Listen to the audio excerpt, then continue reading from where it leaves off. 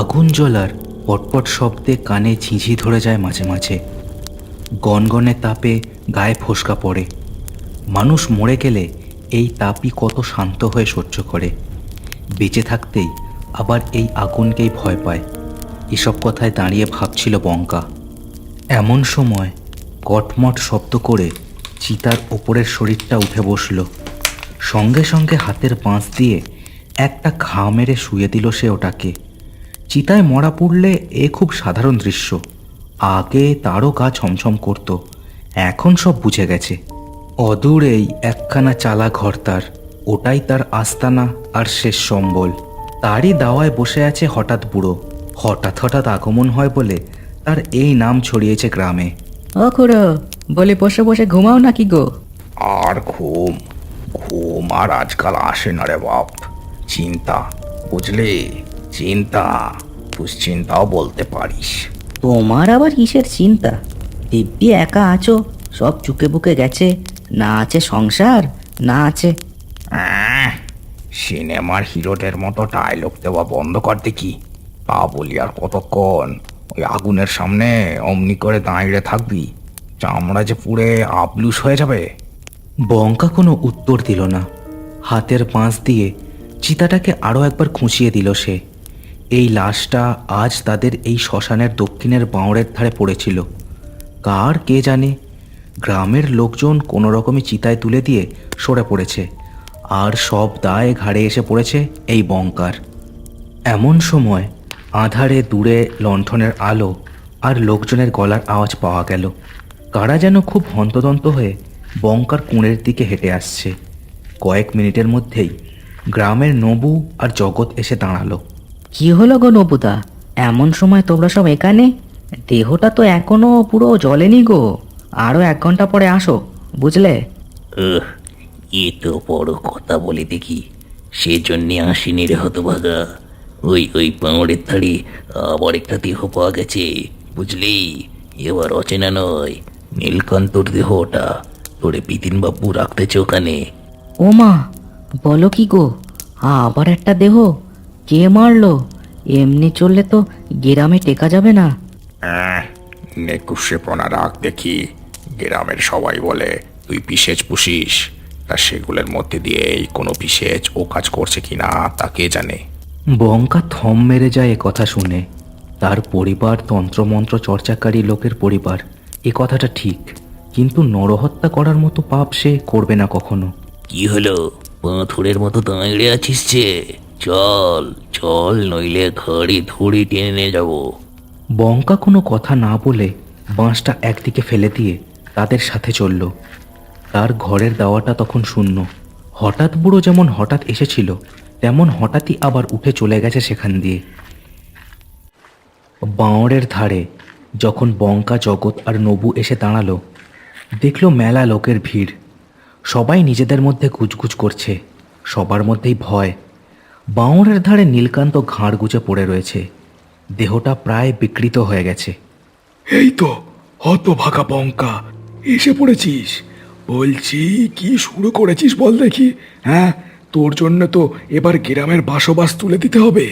ও বিপিনবাবু, এরম বলছেন কেন? আমি কি করলাম? হ্যাঁ, দেশটামো হচ্ছে। তোর পোষা ওই যে পিশাচের দল, তারাই তো গ্রামে মানুষ মারছে, আর বলছিস তুই কিছু জানিস না? আমি কিছু জানি না গো ও বিপিনবাবু। আর আমি পিশাচ পুষবো? কি যে বলো! আমার বাপ দাদা তন্তর মন্তর করতো, কিন্তু আমি যে সাধারণ ডোম, আমি যে এসবে কিছুই বুঝি না গো। চুপ! ওসব ছেঁদো কথায় জল গলবে না, বুঝলি? গ্রামের সব লোক চায় তুই এ শ্মশান ছেড়ে অন্য কোথাও চলে যা। কি তোমরা সব তাই চাও তো? বিপিনবাবু গ্রামের সেখানকার লোকেদের এ প্রশ্ন করলেও কেউ হ্যাঁ না তেমন কিছুই বলল না।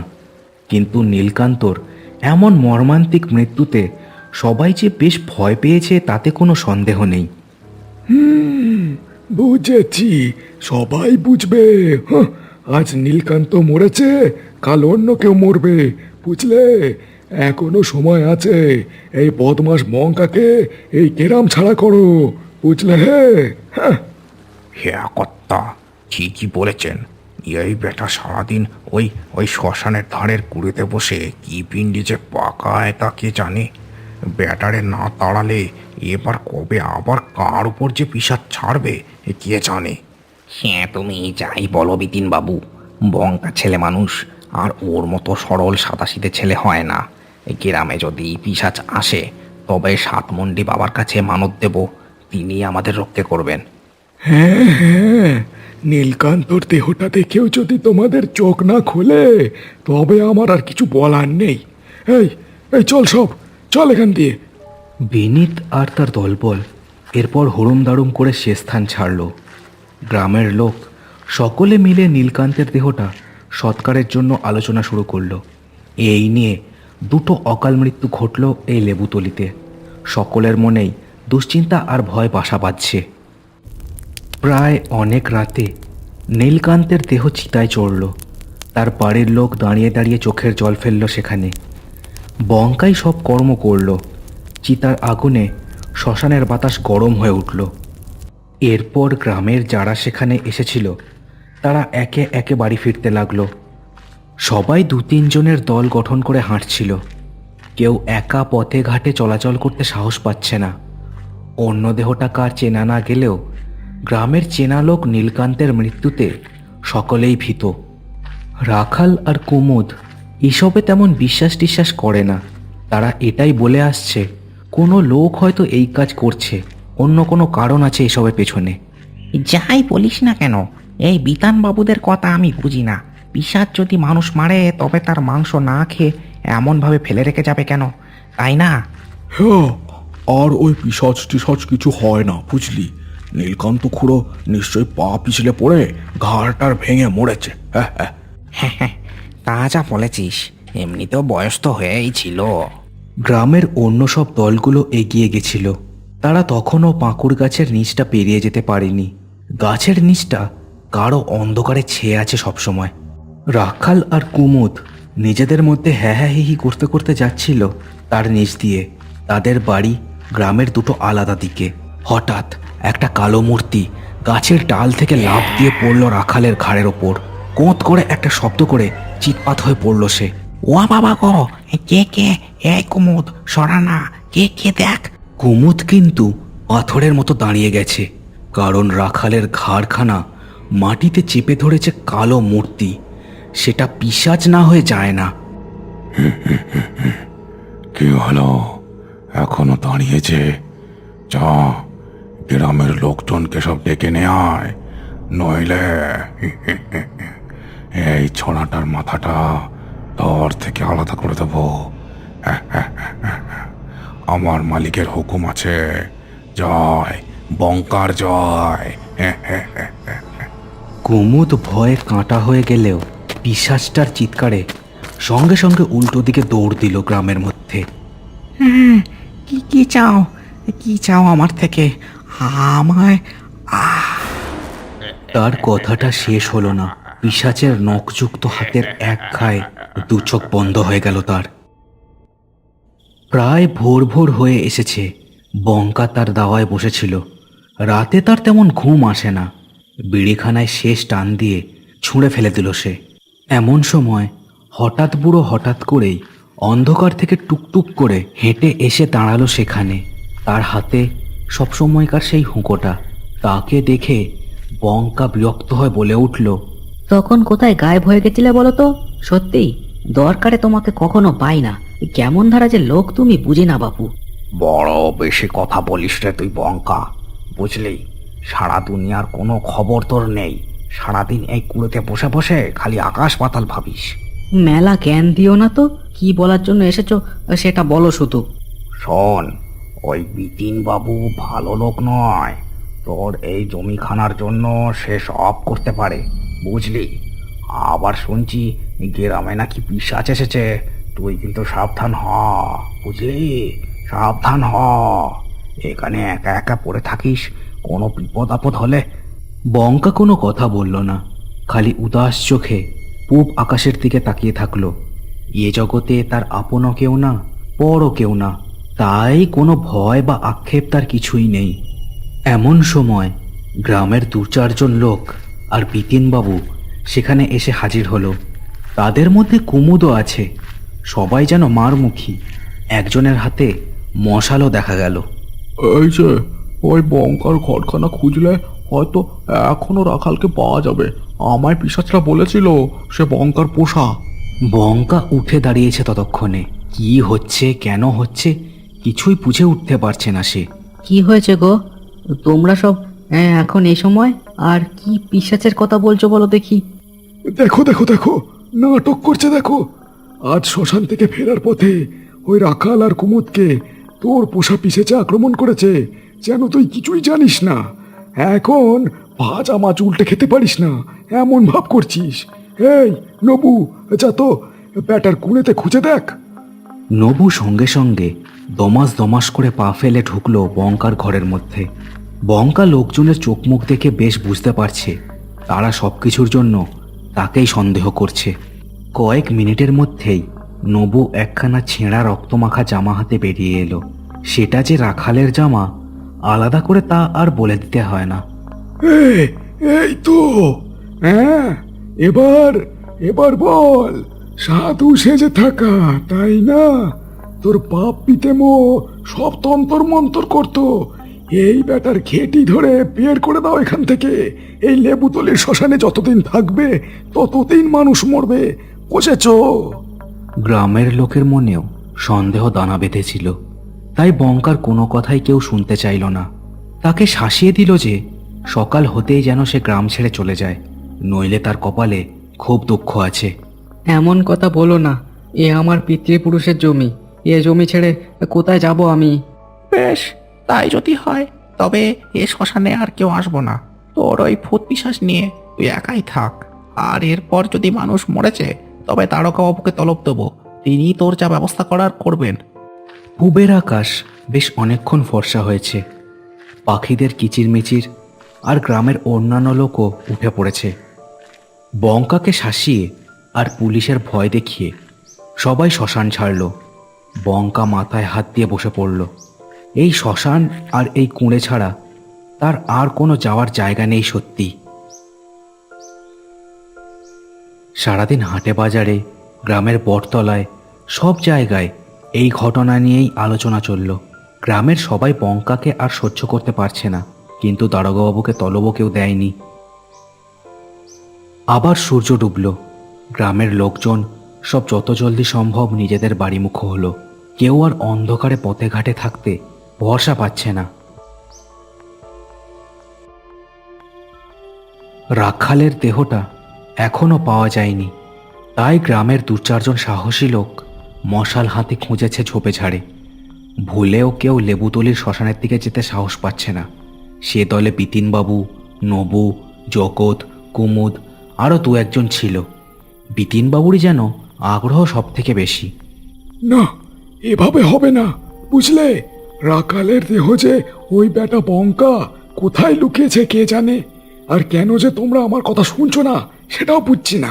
সেখানে খোঁজ করা সবাই এবার বিপিনবাবুর দিকে ঘুরে তাকালো। তার চোখে মুখে অদ্ভুত এক নৃশংসতা আর শেয়ালের মতো ধূর্ততা খেলা করছে। তো কি করতে বলছেন আপনি? এ যে ভূত পিশাচের কাণ্ড, তান্ত্রিক ওঝা ছাড়া আমরা কি করব বলুন দেখি? অত কথা বলিস কেন? নিশ্চয়ই বিপিনবাবু ভেবেচিন্তেই কথাটা কয়েছেন। উনি তো আর গ্রামের খারাপ চাইবেন না। হ্যাঁ, ঠিক। দেখো, আমি বললে তোমরা হয়তো ভাববে আমি ওই বঙ্কার জমি চিড়ে দখল করার জন্য এসব করতে বলছি, কিন্তু সেসব না। ওই কুড়েতে ও বেটা বসে বসে কি যে ভয়ঙ্কর প্রেত সাধনা করে আমরা জানি। বাবা সাতমুন্ডির দিব্যি ওকে ওই শ্মশান থেকে না তাড়ালে গ্রামের চরম ক্ষতি হবে, বুঝলে তো? কিন্তু কি করে? ওটা ওর পিতৃপুরুষের ভিটে, আমরা বললে কি আর সে জায়গা সে ছেড়ে দেবে?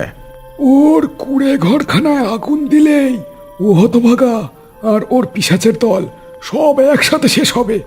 চলো সব, এই জগৎ, নবু, মশাল আর তেল নে, চলো সব, চলো। সকলে যেন চমকে উঠল বিপিনবাবুর কথায়।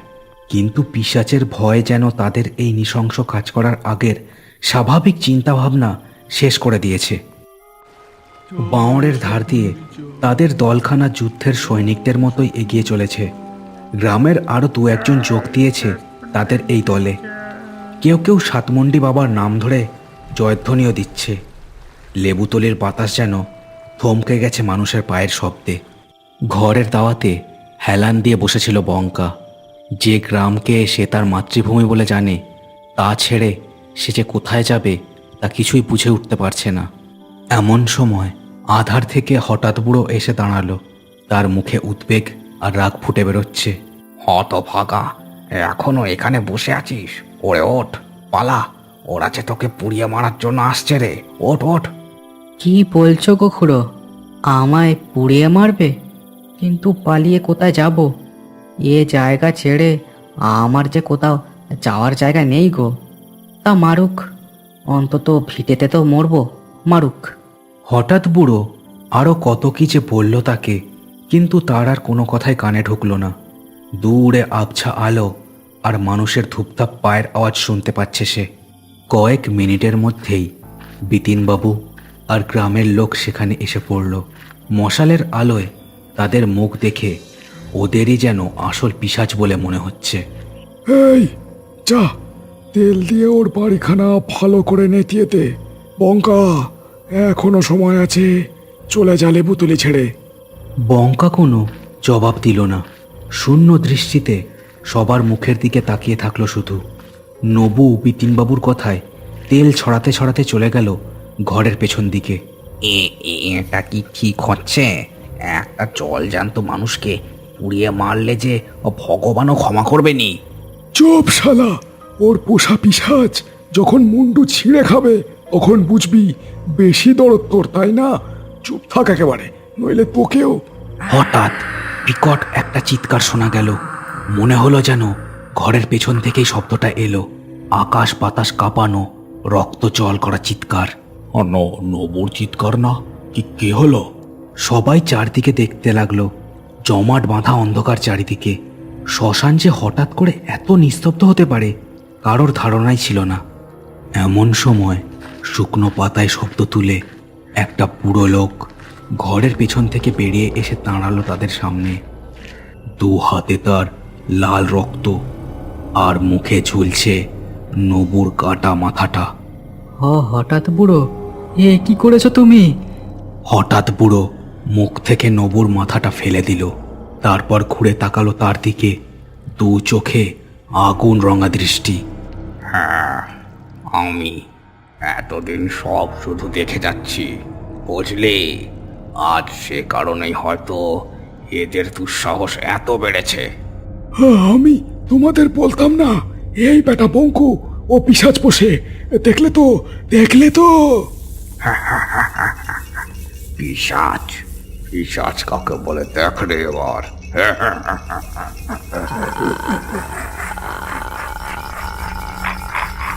বিকট অট্টহাসিটা বিকৃত স্বরে মিশে গেল এবার। হঠাৎ বুড়োর দেহটা তুমড়ে মুচড়ে লম্বাটে হয়ে রূপ নিল এক ভয়ঙ্কর জীবের। লকলকে জীব তার। আর এই রূপ দেখে গ্রামের লোকেদের শরীরের আত্মারাম খাঁচা ছাড়া হবার জোগাড় হলো। তুমি তবে গ্রামের মানুষ মারছো, কিন্তু কেন? না, আমি কাউকে মারিনি রে বাপ, তবে যে মেরেছে সে এখানেই আছে। বলেই হাওয়ার বেগে গিয়ে এক হাতে গলাটা টিপে ধরল জগতের। তারপর মস্ত এক কামড় বসিয়ে দিল তার ঘাড়ে। লাল রক্তের ধারা টপ টপ করে পড়তে লাগলো। মাটি রাঙা হয়ে উঠল। তারপর সে তাকালো বিতিনবাবুর দিকে। সে ভয়ে ঠকঠক করে কাঁপছিল। দু হাত জড়ো করে সে মাটিতে হাঁটু মুড়ে বসে পড়ল। প্রাণ ভয়ে তার মুখখানা সাদা হয়ে উঠেছে। আমায় মেরো না, আমায় ক্ষমা করে দাও। আমি আমি সব বলছি তোমাদের। এ গ্রামে কোনো পিশাচ ছিল না। আমি বঙ্কার এই জমিখানা কেড়ে নেওয়ার জন্য নবু আর জগৎকে পিশাচ সাজিয়ে ওদের দিয়ে নরহত্যা শুরু করেছিলাম। প্রথমে মেরেছিলাম পাশের গায়ের সত্যেন পালকে, তারপর নীলকান্ত, আর শেষে এই কুমুদের সামনেই রাখালকে ঘায়াল করি আমরা। আর কি ভয়ানক কাণ্ড! এই নরপিশাচটার কথায় আমরা আজ কি করতে যাচ্ছিলাম বলো দেখি। ছি ছি ছি ছি। বেশ, আমার কাজ শেষ। বঙ্কা, তুই বড় ছেলে মানুষ। তোর বাপ মরার সময় আমাকে তোর দায়িত্ব দিয়ে গেছিল, বুঝলি? আমি পিশাচ হলেও দায়িত্ব পালন করা আমার কাজ। আর তুই এতই বোকা, এত বছরে জানতেও চাসনি আমি কে, কোথা থেকে আসি। যাই হোক, আজ এত বছর তোকে আমি আগলে রেখেছি, কিন্তু এবার আমায় যেতে হবে। চলি রে, বাবা সাত মুন্ডি তোর ভালো করুন।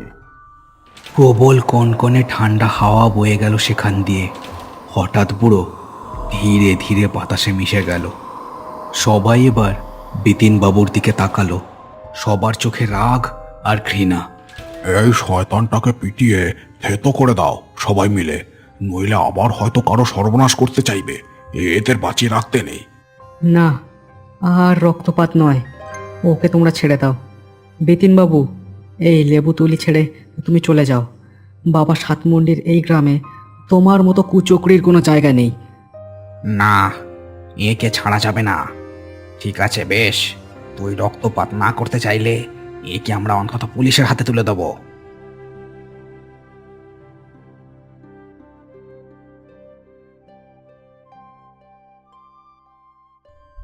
জীবনে ষড়যন্ত্রকারীদের থেকে বেঁচে থাকাটা খুব দরকারি, তাই ষড়যন্ত্র পাকাবেন না, ষড়যন্ত্র পাকাতে দেবেন না।